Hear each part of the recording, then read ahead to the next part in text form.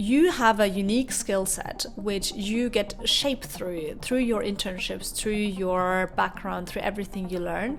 And then the question is, how do you take all these unfair advantages and bundle them into something where you can deliver value? Welcome back to Meet Us Munich, everybody. So happy to have you here. I get asked a lot, like, what is actually the best internship you did? Like, what was consultant actually like? Does everybody run around in a hoodie in a startup, or what is actually the experience? And can you recommend one? And what could be the right fit for me? And I think it really depends on you. If you look at anybody's CV, maybe it may seem like, this is all super designed, like, you joined the first semester and you're like, I want to do all these internships. And while that might be true for some people, it actually wasn't for me. Like, I think I had like this main idea kind of inspired by consultancy that I wanted to sue a lot of different industries. And that's something I can really recommend if, like me, you're a little bit lost, because I didn't really know, like, this is going to be the industry I kind of want to go into. And it's really kind of changed for me over the years. But I think what consultants do exceptionally well is being generalists, because they are in a lot of different projects. So I thought, okay, how can I do that with my internships as well? And through just kind of putting myself out there and just talking to people and asking, hey, do you have opportunities? I really like what you're doing. I really liked your workshop. I really like whatever it is. It just, all these opportunities kind of really offered themselves through the people I knew, and that's just kind of how I always was very lucky enough to have a really great team, because I knew people beforehand, and it didn't really happen then. I was like, oh, this was a complete mistake. All right, so the first one was Horváth and Partner, and for anybody who does not know, that's a consultancy mainly into the area of controlling. So the founder was a controlling professor, and for me, this was very interesting because, like, I had started doing academy consult, but I had never done a proper internship. I was like in my second semester of my bachelor's, so I had no clue. and basically I had done a workshop with them through academy consult, and then my later boss then approached me and she was like, yeah, I really liked your comment, like, why didn't you join us for an internship? And I was like, yeah, sure. So that's how this all kind of started. And she was honestly one of the best mentors and bosses I could have wished for, especially at the beginning, because I made so many mistakes. Like, I think my slides were horrible. Like, they were okay, but they're not like to the level how I'd probably do them today. And one thing which really stuck with me is the expectations for a consultant. And I think that's why they also work a lot, and there is this excellence mindset there. I mean, you pay them a hell of a lot of money if you're a company and you engage with a consultant, so there can't be really mistakes. And I feel like that eye for detail is the main learning I got away from consultancy. Everything needs to be perfect, because I remember when we were doing this project with a very, very big corporate DAX company, and I had done some slides and they were presented before the client, and there was some wording mistake somewhere. I wrote, instead of an I said an Y or something like this. And the client actually said to my boss, like, hey, there is a spelling mistake here. And she came back to me and she was like, this is my responsibility. I'm your boss. And so it's on my kind of fault. Like, I stand before my employees, everything that they do reflect back on me as well. And it's okay. Like, I'm not going to say like, oh, this is my intern, she just fucked up. Excuse my language. But basically, I felt super embarrassed because I was like, shit, I was not thorough enough. Okay, there's going to be a lot of cursing in this video. I was not thorough enough, and I did not double and triple and 4-time check every slide to make sure everything was absolutely perfect.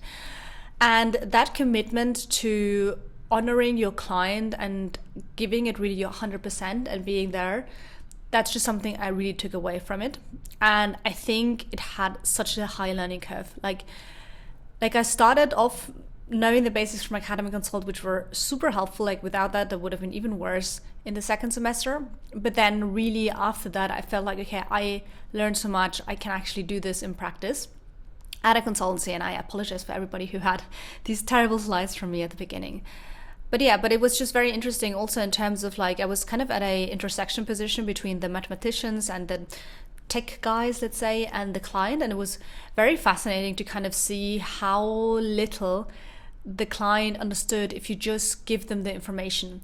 Like if you just say, okay, we're doing this machine learning model with gradient boosting and random forest, and just client is just sitting there like, okay, I don't know Excel, like talk to me in clear, plain words. And this was a very interesting skill set I think I learned through consultancy, which was you take something extremely complex and then you break it down, and you break it down to the level which is the easiest way digestible for somebody. And that is something which has helped me also a lot in storytelling and rhetorics, and just really, really take it back to the essentials. And that was something I found super interesting as well. So the next one I then did was Barclays. So that is a very big bank in the UK. So how this happened, so for anybody who might be interested in doing a banking internship, especially abroad, there are two ways, and the first one was the one I chose, which was doing it over a spring internship. You can also go straight away to the summer internship. And basically the difference between these two is that the spring internship is actually just a week, and the summer internship is then the full-blown 2.5 months, 2 to 3 months really. And I did it over the spring internship because, it was nice. Everything is expenses paid. You go to a very fancy hotel and you're kind of a week there, and you get like first insights into the bank. And then if they like you, then they offer you a summer internship position. And that's what happened for me. And so I came back kind of to the summer internship. And after that summer internship, if you want to do that, then you get a full-time position.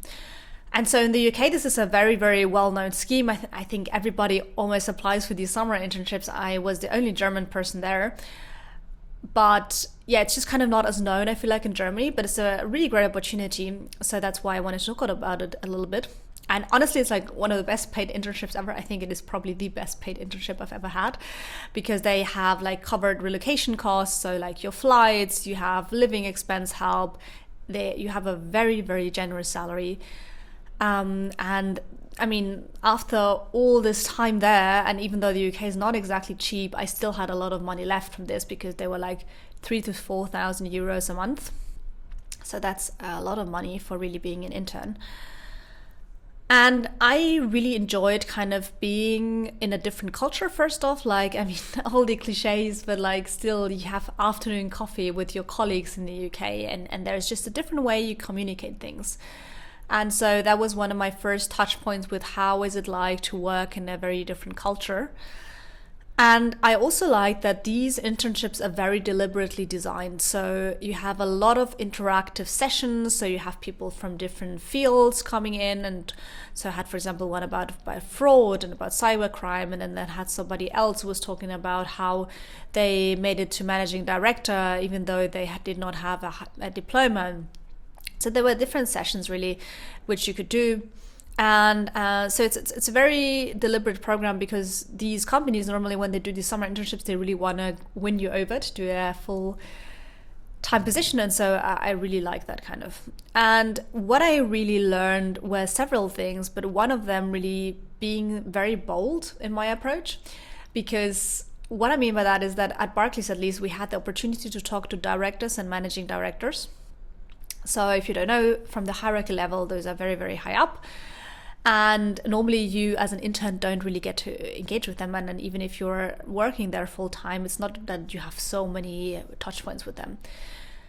And you could kind of write them. You could write them, hey, I'm an intern and I'm doing this. There's this scheme. Let's just have coffee, or let's have an online call. And I really like that, because you got a very personal perspective on how these people made it to the top, basically. And what I mean by being bold is that I wrote a lot of C-level executives from Barclays. I remember this super interesting chat I had with the chief security officer from Barclays. And he was just so fascinating. And you have this opportunity of half an hour of talking with this person. And I think I talked to like 4 or 5 people and approached like 10. So it's a pretty good answer rate, I would say. And nobody said like, don't do it. It wasn't written, maybe they've changed it by now, but at the time I was there, nobody said you can't do that. But nobody really expected you to reach out to C-level executives. And I was like, hey, this is my shot. Like, I'm just going to write them an email. Like, worst case scenario, they get like thousands of emails. It's just going to be one of others and that little intern.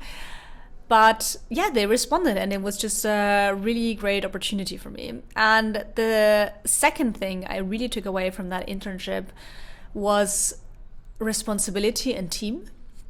So I had the chance, so we were I was doing a technology internship at the bank.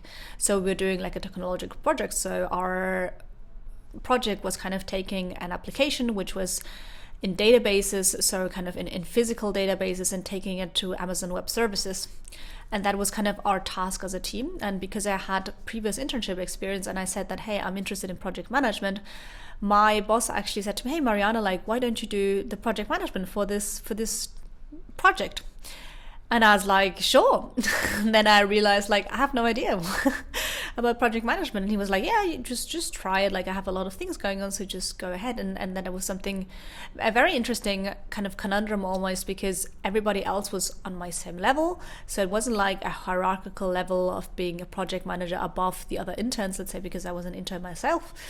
But it was still very interesting because I could kind of sit at the project management sessions, and I was responsible for that project, which was a real project, and I could kind of tell them, hey, this is how my progress is going. And I learned a lot about what tools are used, how do you escalate conflicts, and then especially in the team constellation which we had, how do you handle miscommunications and kind of tensions within the team?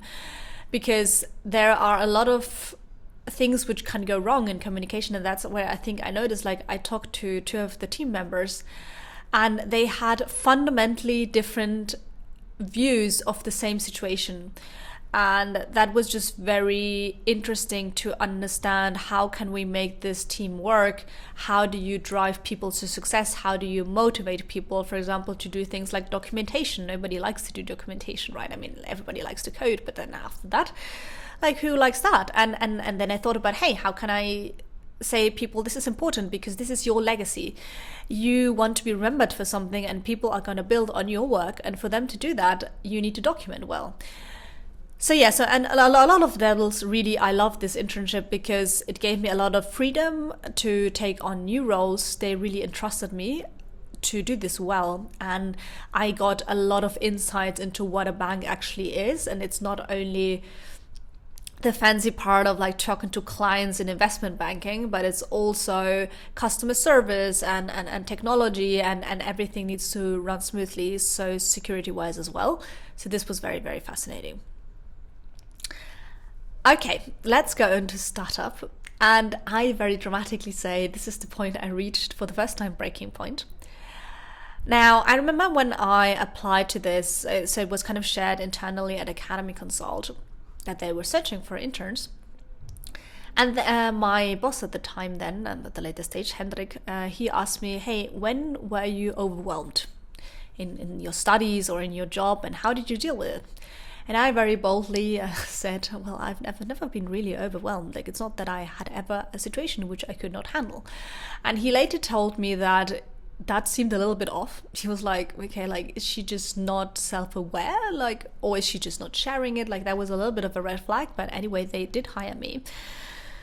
And this internship really was a game changer for me on so many levels. Because first off, it really changed how I viewed entrepreneurship and founding myself.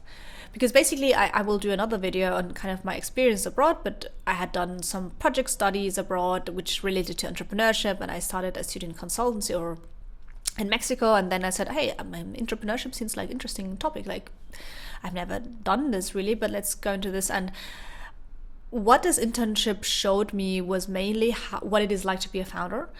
And I feel like sometimes you just, like, it's become incredibly popular, which is nice because a lot of innovation is happening. But I think a lot of people at the beginning say like, hey, it's really nice to have on LinkedIn writing, I'm CEO of this company, and you go to all the fancy and glitzy events, the bits and pretzels, and you pitch and you get the awards. But what you don't see is really all the hard work which goes into it. Like, you work every day, longer than most people. And I think it is because you care about this company more than anybody else will care. And because you have that responsibility. I mean, if you have employees, people rely on you. And that immense pressure was something, at least I felt that pressure, even though I was not being the founder. And that's something I saw, like, this needs to work, and you have responsibility for other people. But then also on the positive side, I think this is the opportunity for you to shape something, to create something new out of nothing, and for you to really shape the company you want to be in, the culture you want to be in, the community, the values. Everything is something which has not existed before, and it's shaped to your understanding. So I really absolutely loved working at Fernride, really. So I can only recommend them. And so my role was kind of with the CEO. I worked as a founder's associate, and I supported him raising the Series A round. So I did everything in terms of like calculations, the pitch deck, all the preparations, in incredibly close communication with him, obviously, because I had just started. And by now they have a very professional finance team, so a lot more professional than I did it. But I really didn't know, like I had a background in mergers and acquisitions through my consultancy projects, but venture capital is a whole different ballgame. And they asked me in the interview, and they were like, hey, we're doing this financing round, do you want to do this? And I said yes. And you hear always these stories about people saying like, just say yes to any opportunity.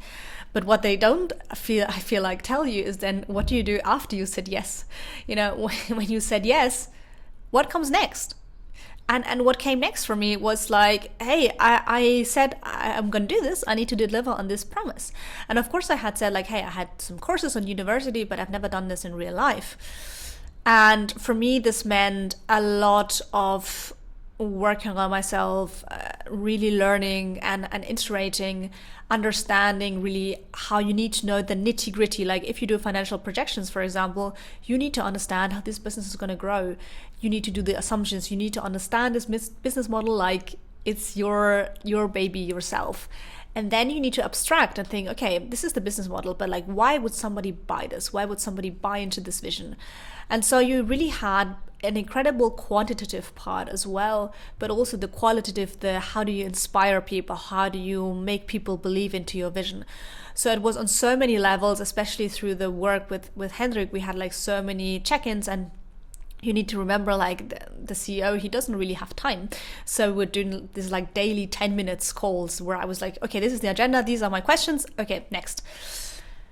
And so it was very, very interesting. And I think I also found my love for public speaking, because I had done some speeches before, but pitching at the Bits and Pretzels was a true game changer for me. And I really appreciate the fact that he encouraged me to do so, that he gave me the stage to do so, because a lot of founders would not have done that probably.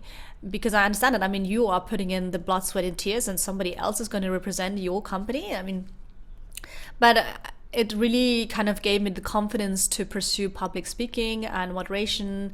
And so in a lot of ways, then I applied to manage more, and it's just kind of shaped me into who I am today. So that's been an incredible internship. So if you can find a startup which you like, where your boss is really going to push you and give you opportunities, I cannot highly recommend it enough, really. And then the last one, which was a corporate. So I was like, okay, like I didn't really think about joining a corporate. I kind of got the job over a startup actually from the FIM network, so the study program I did. So shout out to Zoom. They do kind of very interesting stuff as well, and have a lot of prizes, so definitely check them out. And basically, I think what this internship showed me, or this working student position to be fair, was that corporates have a lot of benefits, like by the sheer amount of how many events were going on. We had this 50-year anniversary of SAP, and there were just a lot of people, and you can really learn. And I think that the sheer amount of resources you have, but then also it is obviously by design more rigid than a startup, because you have so many dependencies. I mean, for you to do budget or for you to establish a new program, that's very, very difficult. And I think I really like the fact that my boss was always very transparent with me in terms of like how this works, like what are the steps you need to do, and how much in advance you plan projects. It's not like, okay, we're just going to implement this and see how it goes, like kind of the customer-centric approach that you like, let's go ahead. But it's rather like, okay, like planning into the future in 1 or 2 years, how can we do this? And that is how big projects are made, like even like the building which SAP is doing at the TUM. this is a lot of effort. You can't just be like, yeah, we'll see how this goes. There is a lot of planning obviously involved. So this was a very, very different kind of way to look at it. But I think because all of my internships had been so hands-on that I had a lot of freedom, even at Horváth, but then also at Barclays and at Fernride, and through my student consultancy as well, I was just very used to being entrusted things and executing them. And I think that is not as easily found in a corporate unless you have like a very specific niche almost. But what I think I really took away from this, because I was like kind of at the intersection looking at the innovation ecosystem in Munich, was that the fact what I took for granted, which was the knowledge on everything which is going on, all these student initiatives, all these startups, the whole landscape really, was not something which was obvious to everybody. And because I looked into this, I was like, okay, this actually, with the combination of having the time at Fernride and pitching, it really showed me I want to do something with this because I want to educate people. And that's basically how we are here today with Meet is Munich. So I'm very, very thankful to the time at SAP as well. That's just kind of been my internship journey so far. So if you have any questions or something which was unclear on something you would like me to share, definitely feel free to reach out. Like I said, I purposely left out any projects which were more self-organized. So when I went to South Africa on the project study, or in Mexico when we started a student consultancy, or just in general my work as a student consultant, so that's going to be a topic for a different video. I hope you like this. If you like what I'm doing, I would love for you to subscribe, so that would be a huge support for me. And yeah, until then, all the best.